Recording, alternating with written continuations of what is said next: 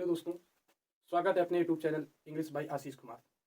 जैसा कि हमने अपना टॉपिक चालू किया था टेंस, जिसमें से पहला टेंस हम सीख चुके हैं, प्रेजेंट इंडेफिनिट टेंस। आज हमारा दूसरा टेंस है प्रेजेंट कंटिन्यूअस। आज इसके बारे में सीखेंगे। जैसे कि यहाँ पे लिखा हुआ है प्रेजेंट कंटिन्यूअस की पहचान। पहचान क्या है इसकी? वाक्य की क्रिया के अंत में रहा है, रहे हैं, रही है और रहा हूँ। जैसे पिछली क्लास में आप लोगों ने सीखा कि हमें पहचान कैसे देखनी है, यानी कि हिंदी के वाक्यों में जो हिंदी के वाक्य होते हैं उनको हम कैसे जाने कि वो किस टेंस का वाक्य है, उसे हम कैसे जाने कि वो कौन सा काल है या कौन सा टेंस है। इसके बारे में हमने अच्छी तरीके से बताया है। अब उसी तरीके से यहाँ पे जो प्रेजेंट कंटिन्यूअस टेंस है, इसकी जो पहचान होती है क्या होती है? वाक्य की क्रिया के अंत में रहा है, रही है, रहे हैं, रहा हूँ आदि ऐसे शब्द आते हैं हिंदी वाक्यों के लास्ट में। तो अब होता क्या है इसमें? इसका मतलब होता है जो प्रेजेंट कंटिन्यूअस टेंस लिखा है, इसका मतलब है कि वर्तमान समय में कोई कार्य चल रहा है, यानी कि अभी उसका कार्य पूरा नहीं हुआ, वो कंटिन्यू है, लगातार चल रहा है, समाप्त नहीं होता है। तो इसका अफर्मेटिव सेंटेंस, अब इस अफर्मेटिव सेंटेंस लेंगे हम। इसका रूल क्या होता है इसका पहले देख लेंगे, क्योंकि रूल ही सबसे इंपॉर्टेंट होता है। तो इसमें क्या हो जाएगा? सब्जेक्ट, उसके बाद हमारी हेल्पिंग वर्ब होती है। हेल्पिंग वर्ब क्या होती है प्रेजेंट कंटिन्यूअस की? Is, am, are plus verb की फर्स्ट फॉर्म लगाएंगे और इसके बाद इसमें हम आईएनजी फॉर्म जोड़ते हैं। आईएनजी फॉर्म के बाद हम लिखते हैं ऑब्जेक्ट प्लस अदर वर्ड। इतना ये हमारा सेंटेंस का नियम होता है, जो स्ट्रक्चर है वो है। तो आप सबको पता है कि सब्जेक्ट मतलब क्या होता है? सब्जेक्ट मीन्स क्या होता है? कर्ता। ये हेल्पिंग वर्ब होती है यानी सहायक क्रिया, वर्ब यानी क्रिया, ऑब्जेक्ट यानी कि कर्म, अदर वर्ड यानी कि अन्य शब्द। तो इसकी सहायता से हम यूज करेंगे। आप सभी लोगों को ये पता होना चाहिए कि अब इज जो है वो किसके साथ लगेगा, एम किसके साथ लगेगा और आर किसके साथ लगेगा। तो हम इसको पहले समझा देते हैं आप लोगों को। जो इज है, एम है और आर है। इज हम लगाते हैं ही, सी, इट तथा नेम और सब्जेक्ट सिंगुलर के साथ। और आर जो लगता है वो केवल आई के साथ लगता है। जो एम का यूज होता है अक्सर वो आई के साथ ही यूज होता है और अदर किसी सब्जेक्ट के साथ नहीं लगता है। और आर जो है हमारे पास ये लगेगा you, we, they and plural subject के साथ। ये हो जाएगा। जैसे मान लेते हैं हम एग्जाम्पल के तहत हम इस टेंस को जानेंगे, समझते हैं, देखते हैं। पहला सेंटेंस हमारे पास है। जैसे मान लिया हमने कहा कि वे मैदान में क्रिकेट मैच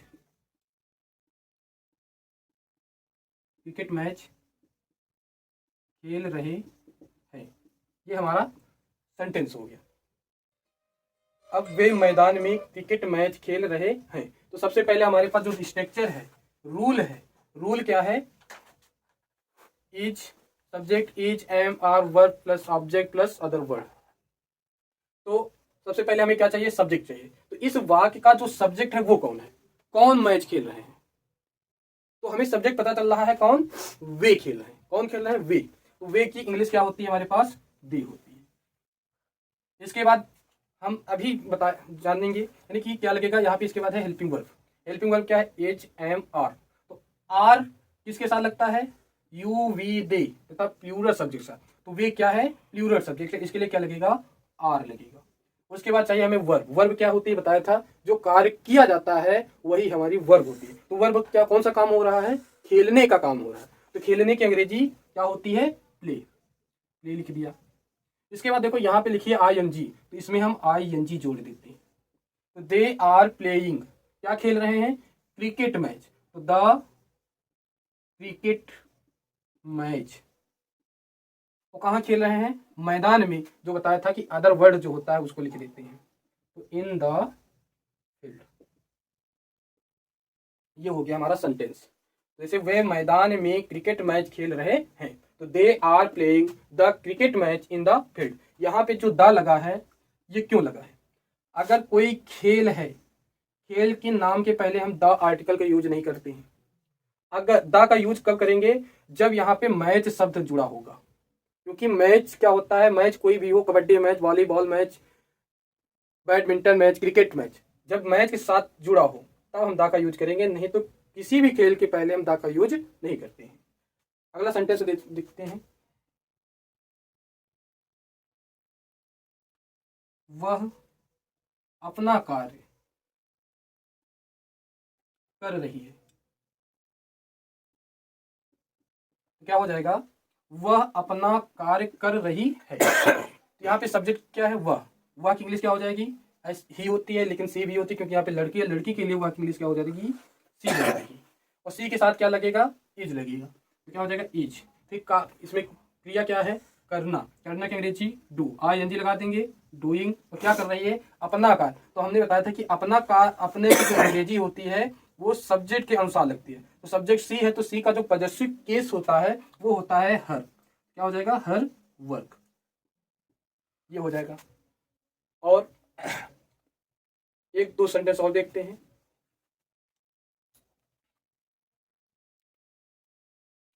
हमारे पास सेंटेंस है, राधा बगीचे से फूल तोड़ रही है। तो सब्जेक्ट कौन है, राधा। तो राधा की English, Radha, is am are में से एक लगाना है। तो राधा कौन है, नेम है, नेम क्या होता है, एक वचन होता है, राधा के साथ क्या लगेगा, राधा इज। तोड़ रही है, तोड़ना का काम हो रहा है, तो तोड़ना की इंग्लिश क्या होती है, प्लक। इसमें लगाना ING, क्या हो जाएगा, Radha is plucking the flowers, the flowers from the garden. ये सेंटेंस हो जाएगा। लिखा है, बच्चे कक्षा में शोर मचा रहे हैं। बच्चे कक्षा में शोर मचा रहे हैं, तो बच्चे की अंग्रेजी क्या होती है, the children, the children are making a noise in the class. अगला सेंटेंस है हमारे पास, यह लड़का अपने मित्र को गाली दे रहा है। यह लड़का अपने मित्र को गाली दे रहा है, तो यह लड़का को हम क्या कहेंगे, दिस बॉय, दिस बॉय। और दिस बॉय यानी कि एक लड़का, तो एक लड़के के लिए क्या लगेगा, इज लगेगा। तो दिस बॉय इज। गाली देना की इंग्लिश क्या होती है, एबुस होती है। क्या होती है, एबुस। तो ABUS, इसमें ई होता है, लेकिन ING जब लगाते हैं तो ई हट जाता है, क्या हो जाएगा, एबुसिंग हो जाएगा। तो दिस बॉय इज एबुसिंग, और किसे दे रहा है, अपने मित्र को। तो अपने का अंग्रेजी बताया था कि सब्जेक्ट अनुसार, सब्जेक्ट कैसा, एक वचन है, तो ऐसे क्या लगता है, ही। तो ही का पॉजेसिव केस क्या हो जाएगा, हिज। तो हिज फ्रेंड। ये हमारे सेंटेंस हो गए। अब देखते हैं हम निगेटिव सेंटेंस। क्या देखेंगे, निगेटिव सेंटेंस।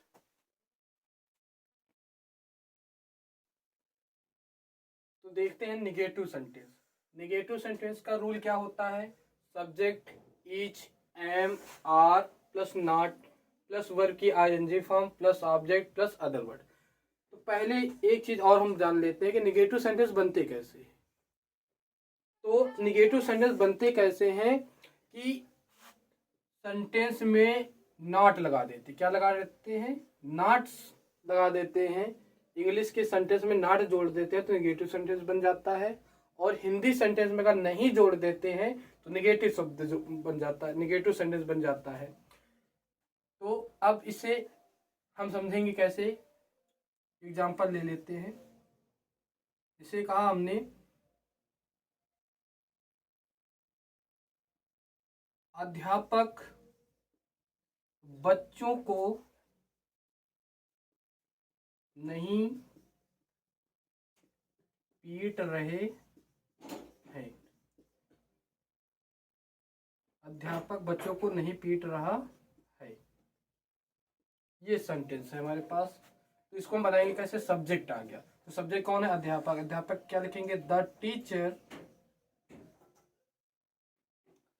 इज, उसके बाद क्या चाहिए, नॉट, नॉट की क्या नहीं, क्या लगेगी, नॉट। उसके बाद पीटना की इंग्लिश क्या होती है, बीट। इसमें ING फॉर्म लगा देंगे, क्या हो जाएगा, बीटिंग। और किसे पीट रहे हैं, बच्चों को, तो बच्चों की इंग्लिश क्या हो जाएगी, द चिल्ड्रेन। उसके बाद अदर वर्ड, नहीं है तो छोड़ देंगे। तो इस तरीके से यानी कि अध्यापक बच्चों को नहीं पीट रहा है, तो the teacher is not beating the children. और देख लेते हैं,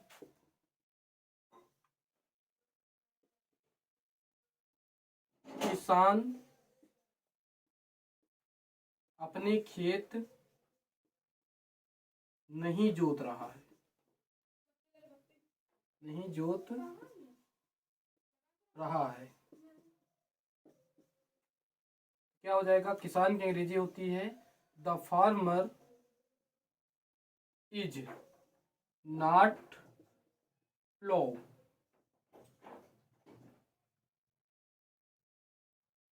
इसमें ING फॉर्म जोड़ देंगे तो क्या हो जाएगा, प्लाउइंग। और क्या जोत रहे हैं, अपने खेत। अपने खेत की अंग्रेजी क्या हो जाएगी, हिज फील्ड्स। और एक सेंटेंस देखते हैं,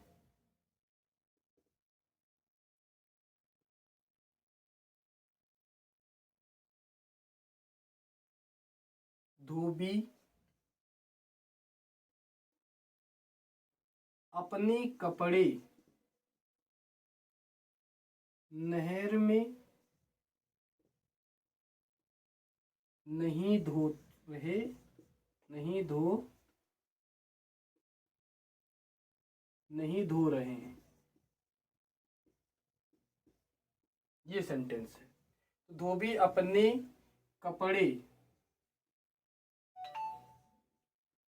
कपड़े नहर में नहीं धो रहे हैं। क्या हो जाएगा, धोबी की इंग्लिश क्या होती है, वाशरमैन।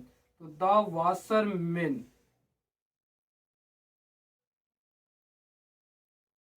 यहाँ पे क्योंकि बहुवचन है इसलिए हम क्या लिखेंगे, मेन। मैन की का जो प्लूरल होता है वो मेन होता है। तो द वाशरमैन आर नॉट, धोने की इंग्लिश क्या होती है, वॉश।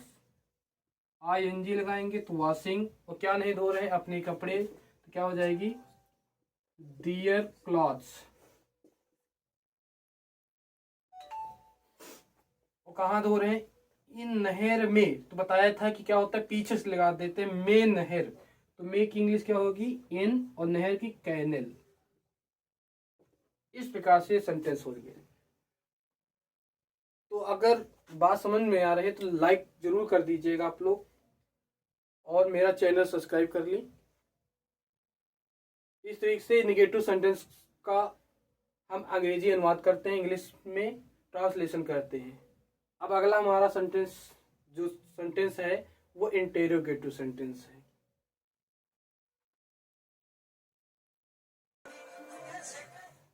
अब हमारे पास इंट्रोगेटिव सेंटेंस है। इंट्रोगेटिव सेंटेंस में क्या बताया था उस दिन कि जो हेल्पिंग वर्ब होती है वो सब्जेक्ट के पहले लिख देते हैं। जो हेल्पिंग वर्ब होती है उसको हम सब्जेक्ट के पहले लिख देते हैं तो इंटेरोगेटिव सेंटेंस बन जाता है। इंटेरोगेटिव दो प्रकार के होते बताया था, एक SR नो टाइप और एक बताया था WH टाइप, जिसमें यानी कि क्वेश्चन वर्ड होते हैं और जो जिसमें हमें टिप्पणी देनी होती है, यानी कि उसका कुछ ना कुछ उत्तर देना पड़ता है। और SR नो टाइप जिसमें केवल हाँ या ना में जवाब दिया जाता है। जैसे हमारे पास यहाँ पे दो सेंटेंस लिखे, एक लिखा है क्या राम के पिताजी दफ्तर जा रहे हैं। तो इसको हम साधारणतया कह सकते हैं कि हाँ, अगर जा रहे हैं तो हाँ, नहीं जा रहे हैं तो नहीं। जैसे दूसरा इसमें लिखा क्या आपका नौकर आपके लिए चाय बना रहा है। तो इसका उत्तर हम क्या दे सकते हैं, या तो हाँ या ना। अब जैसे यहाँ लिखा तुम आजकल कहाँ रह रहे हो, तो अब यहाँ पे मुझे उत्तर देना, हाँ या ना में जवाब नहीं देना है। तो इसके लिए हमें वाक्य का प्रयोग करना पड़ेगा किसी न किसी चीज का, यानी कि जो हमारा उत्तर होगा वो एक सेंटेंस में, दो सेंटेंस में, तीन सेंटेंस में हो सकता है। तो इस प्रकार से दो सेंटेंस होते हैं। यहाँ पे जो ये कहाँ शब्द है ये इंटरोगेटिव शब्द है, यानी कि क्वेश्चन वर्ड है ये। तो देखते हैं इसका अनुवाद कैसे करते हैं। तो यहाँ पे लिखा है is plus subject plus helping verb, main verb की फर्स्ट फॉर्म में ING plus object plus other word.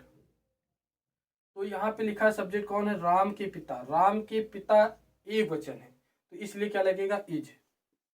क्या हो जाएगा, इज। राम के पिता के क्या लिखते हैं, रामाज फादर। फिर क्या कर रहे हैं, जाना काम हो रहा है, तो जाना की अंग्रेजी क्या होती है, गो, ING लगाएंगे। तो गोइंग टू, कहाँ जा रहे हैं, दफ्तर, तो गोइंग टू ऑफिस। तो क्वेश्चन वर्ड इस तरीके से होगा। इसमें हमने क्या किया कि यहाँ पे क्या आया, तो इसके लिए हमने हेल्पिंग वर्ब क्या लगा, ई, इज। यहाँ पे भी हम सब्जेक्ट के अनुसार चेक करेंगे। इसलिए लिखा क्या आपका नौकर आपके लिए चाय बना रहा है, तो आपका नौकर चाय बना रहा है, यानी कि एक है, तो एक वचन के लिए हम लगाते हैं क्या, इज। तो आपका नौकर तो क्या हो जाएगा, योर। आप मतलब तुम, तुम्हारा नौकर, तो योर सर्वेंट।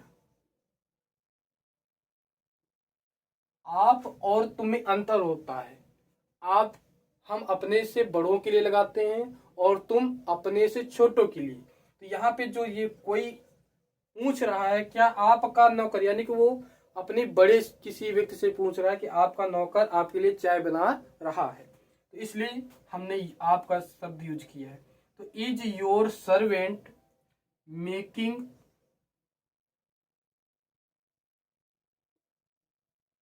ए टी, और किसके लिए बना रहा, आपके लिए, लिए, आप, लिए की अंग्रेजी क्या होती है, फॉर, और आपके तो यू, फॉर यू, ये सेंटेंस हो जाएगा। फिर लिखा तुम आजकल कहाँ रह रहे हो, तो यहाँ पे अब देखो, यहाँ क्या से नहीं शुरू होकर के बीच में कहाँ शब्द आ गया, ये हमारा क्वेश्चन वर्ड है। वो क्वेश्चन वर्ड से बनाने के लिए हमें क्या करते हैं कि जो हेल्पिंग वर्ब होती है, इस हेल्पिंग वर्ब के पहले हम क्वेश्चन वर्ड रख देते हैं। तो कहाँ की अंग्रेजी क्या होती है, वेयर, वेयर लिख देंगे। अब यहीं से फिर सिस्टम चालू हो जाएगा। तो हमें सब्जेक्ट कौन है, तुम, तो तुम के लिए हम क्या लगाएंगे, आर, तो वेयर आर यू। अब क्रिया क्या है, रहना, रहना की अंग्रेजी क्या होती है, लिव। इसमें क्या लगा देंगे, ING लगाएंगे, तो यहाँ की जो ई होती है वो हट जाती है, तो क्या हो जाएगी, लिविंग। तो कब रहे, कहाँ रह रहे हैं ये नहीं पता है। तो अब बचा क्या हमारे पास, आजकल। आजकल की दो इंग्लिश होती हैं, एक नाउ आडेज या दीज डेज, तो हम यहां लगा रहे हैं दीज डेज, यानी कि इन दिनों, दीज डेज। इस प्रकार से हम सेंटेंस बनाते हैं। और एक सेंटेंस देख लेते हैं,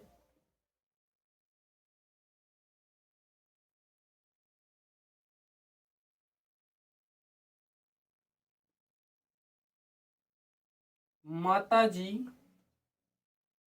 आज क्या खा रही हैं, माता जी आज क्या खा रही हैं।